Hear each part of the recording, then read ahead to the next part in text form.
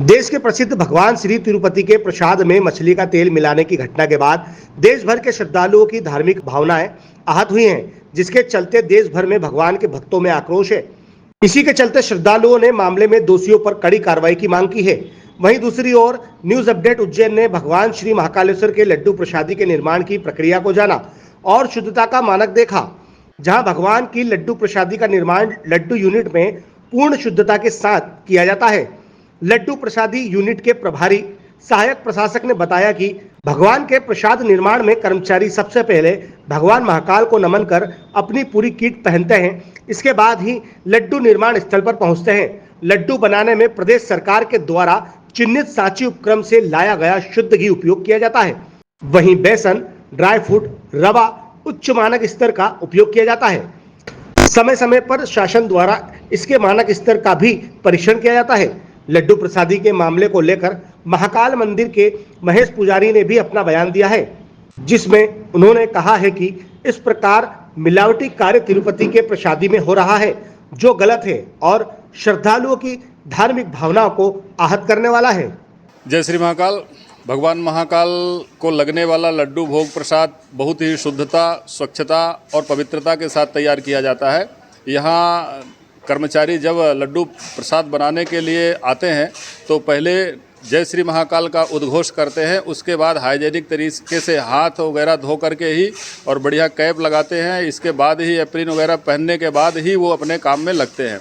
पूरी शुद्धता और स्वच्छता का ध्यान रखा जाता है। इसके लिए हमें राष्ट्रीय स्तर के अवार्ड भी प्राप्त हुए हैं। स्कॉच अवार्ड, सेब भोग प्रसाद और 5 स्टार रेटिंग का हमें अवार्ड प्राप्त हुआ, जो हमारे महाकालेश्वर मंदिर प्रबंध समिति के लिए एक उपलब्धि से कम नहीं है।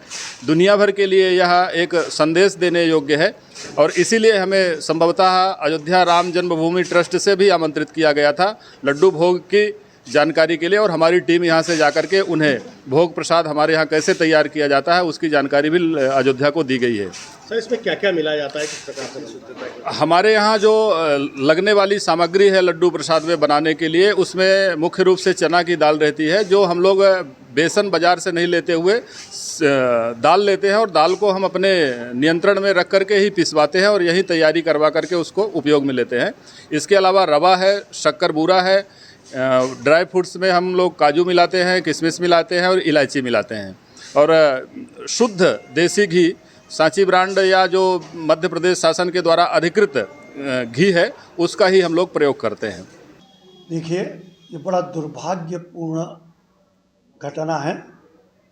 हिंदू सनातन धर्म में भगवान को जो भोग होते हैं वो बिल्कुल सात्विक होते हैं और शाकाहारी भोग भगवान ग्रहण करते हैं और वही प्रसाद भक्तों को वितरण होता है। ये जो देश में जो आज एक घटना जो ये घटी है, ये पूरे देश को शर्मसार करती है और सनातन धर्म पे भी प्रश्न चिन्ह खड़े करती है कि इस देश के अंदर इतने धर्माचार्य, इतने आचार्य होने के पश्चात भी ऐसी घटनाएं घट जाती है।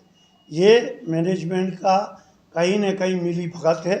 मैनेजमेंट के बड़े बड़े लोग अपना कमीशन खोरी करने के लिए इस तरीके की चीज़ों को स्वीकार करते हैं और उसको जायज़ करते हुए मंदिर में लाते हैं और उसमें से कमीशन खोरी करते हैं।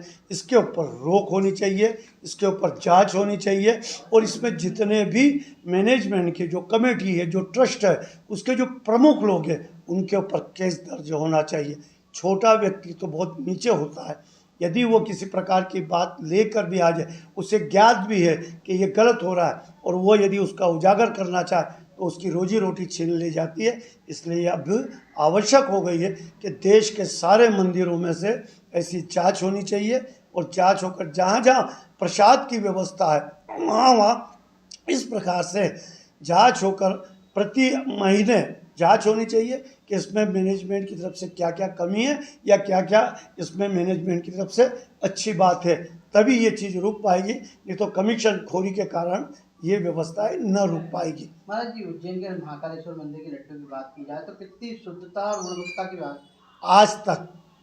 आज तक तो उसमें शुद्धता है, उसमें है तो प्रमाण पत्र भी मिले हैं शुद्धता के, क्वालिटी के, और यहाँ पर भी महीने में 2 महीने में फूड अधिकारी अन्य अधिकारी उसकी क्वालिटी की जांच करते रहते हैं, इसलिए आज शुद्धता बनी हुई है। जिस दिन यहाँ भी ऐसा हो जाएगा उस दिन संभवतः यहाँ भी ऐसी व्यवस्थाएं आ सकती है। इसलिए मंदिर समिति को सजग रहना चाहिए, जागरूक रहना चाहिए और कभी भविष्य में इस प्रकार की मिलावटखोरी हमारे महाकाल मंदिर के लड्डू में न हो, न आए, इसके लिए मंदिर समिति को हमेशा सजग रहना चाहिए। मैं आपको एक बात बताऊंगा, जब 2007 में मैं प्रबंध समिति सदस्य था, एक व्यापारी ने फ्रूट जो होता है वो जब हम काजू वगैरह और ये मंगवाते थे, उस क्वालिटी की जो इस क्वालिटी का उसने रेट दिया था, वो क्वालिटी की उसने जब हमको वो चीज़ सप्लाई नहीं की तो हमने ब्लैक लिस्ट करा दिया था उससे।